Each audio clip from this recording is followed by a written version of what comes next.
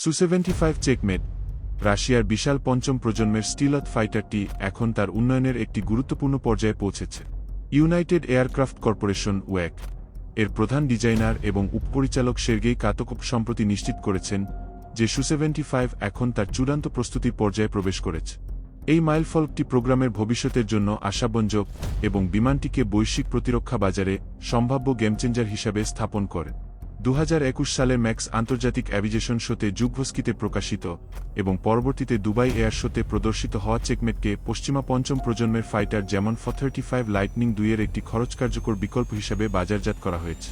সেই অনুযায়ী এই বিমানটি উন্নত স্টিলথ, উচ্চ কর্মক্ষমতা এবং খরচকার্যকারিতা সংযোজন করেছে, যা বিশ্বব্যাপী ক্রেতাদের আকর্ষণ করে।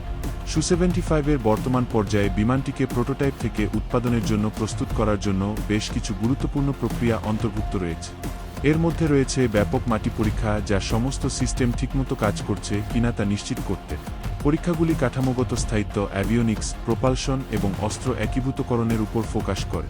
এই মূল্যায়নের উপর ভিত্তি করে প্রয়োজনীয় সমন্বয়গুলি বাস্তবায়ন করা হয় যাতে কর্মক্ষমতা এবং নিরাপত্তা অপটিমাইজ করা যায়। মাটি পরীক্ষার পরে চেকমেট ব্যাপক ফ্লাইট পরীক্ষার মধ্য দিয়ে যায়।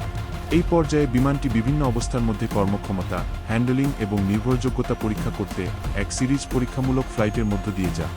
এই পরীক্ষাগুলি সিওকে সফটওয়্যার, হার্ডওয়্যার এবং ডিজাইন বৈশিষ্ট্যগুলি উন্নত করার জন্য তথ্য সংগ্রহ করতে সাহায্য করে।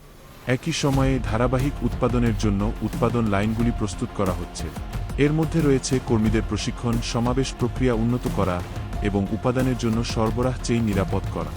সার্টিফিকেশন আরেকটি গুরুত্বপূর্ণ পদক্ষেপ, যেহেতু বিমানটি অপারেশনাল সেবায় প্রবেশ করার আগে কঠোর নিরাপত্তা এবং কর্মক্ষমতা মানদণ্ড পূরণ করতে হবে। সু-75 চেকমেট উন্নত ক্ষমতা প্রদান করার জন্য ডিজাইন করা হয়েছে যখন খরচ কার্যকারিতা বজায় রাখা হয়। এর প্রধান বৈশিষ্ট্যগুলির মধ্যে একটি হল স্টিল, যার এয়ারফ্রেমটি রাডার ক্রস সেকশন কমাতে অপটিমাইজ করা হয়েছে। এর উন্নত মাল্টিব্যান্ড প্যাসিভ ডিটেকশন সিস্টেম বিমানটিকে লক্ষ্য শনাক্ত করতে এবং নিরপেক্ষ করতে সক্ষম করে যাতে এটি শনাক্ত না হয়, যা একটি উল্লেখযোগ্য কৌশলগত সুবিধা প্রদান করে। চেকমেটের একটি সক্রিয় ফেজড অ্যারে রাডার রয়েছে, যা 30টি লক্ষ্য ট্র্যাক করতে এবং একই সাথে 6টি লক্ষ্য আক্রমণ করতে সক্ষম, যেমনকি তীব্র ইলেকট্রনিক হস্তক্ষেপের পরিবেশে।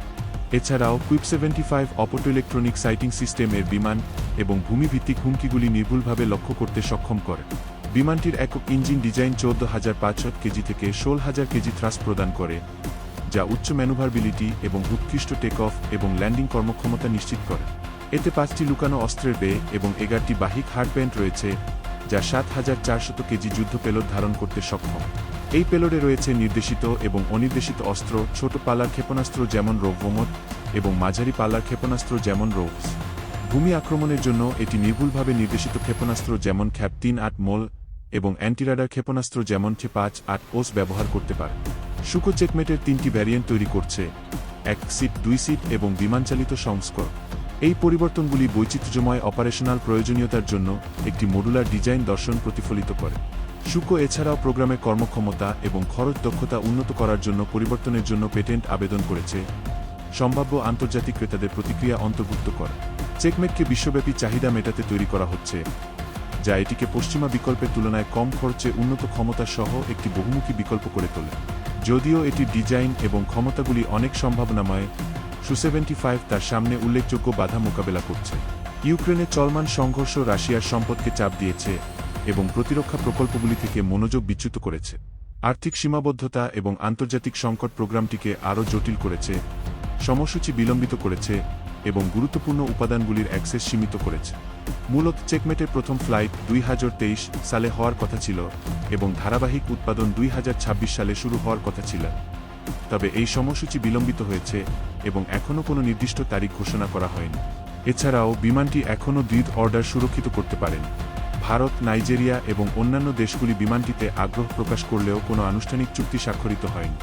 এই নিশ্চিত ক্রেতার অভাব উৎপাদনের বিলম্বের সাথে যুক্ত হয়ে প্রকল্পের সাফল্যের প্রতি সন্দেহ তৈরি করেছে।